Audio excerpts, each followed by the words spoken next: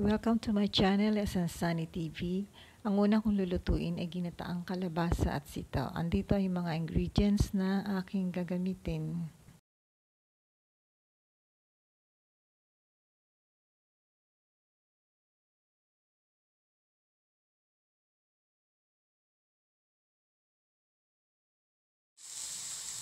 Gigisa ko muna yung bawang at sibuyas. Malilit lang yung hiwa na ginawa ko sa sibuyas para lumabas yung lasa niya.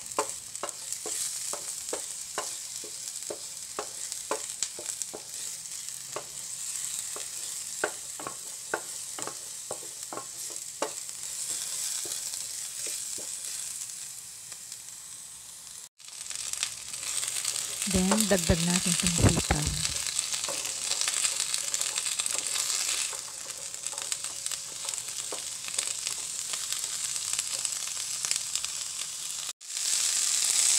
Idadagdag ko na rin dito yung second na piga na gata.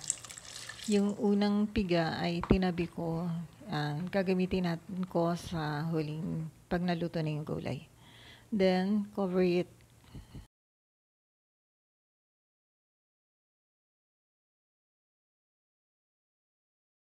Pag medyo malambot na yung sitaw ay ilalagay ko na itong kalabasa. Mas madali kasing lumambot yung kalabasa kaya hinuli ko siya, mas inuna ko yung sitaw. Lagyan ko na rin ng patis para sa magkalasa siya. Then, pwede ko na rin ilagay yung pinakaunang gata na piniga ko kanina.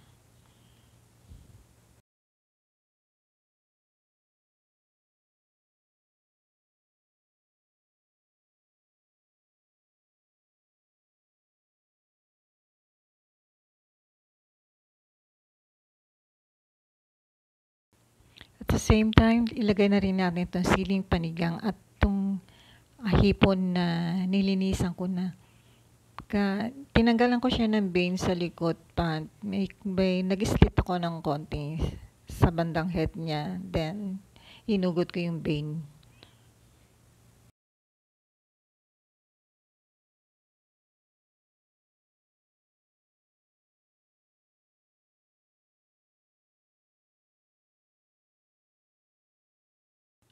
Dinagdagan ko rin siya ng 1 kutsarang asukal para to taste lang. Pwede rin magdagdag kayo ng seasoning. Pero sa akin, enough na yung salt, sugar, and patis. Then, serve it when done.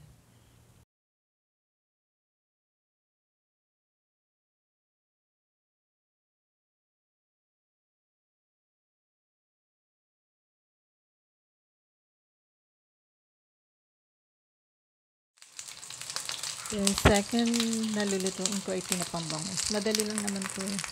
Since na already cooked na, i-fry lang natin siya on both sides. Then, i-serve. Masarap siyang kapartner ng niluto kong kinataan.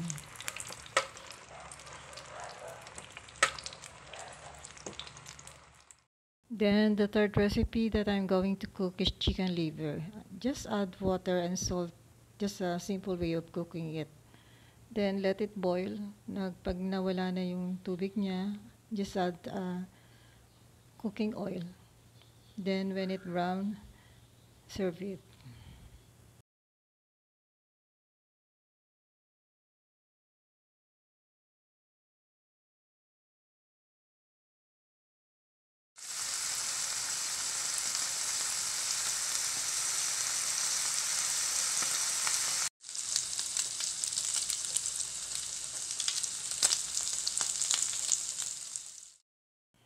There you have it, guys.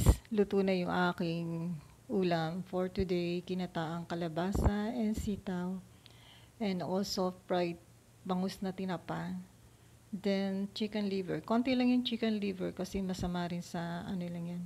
Mga tig to 2 pieces lang siguro kami pwede na. Masama rin uma-over ang kain ng liver.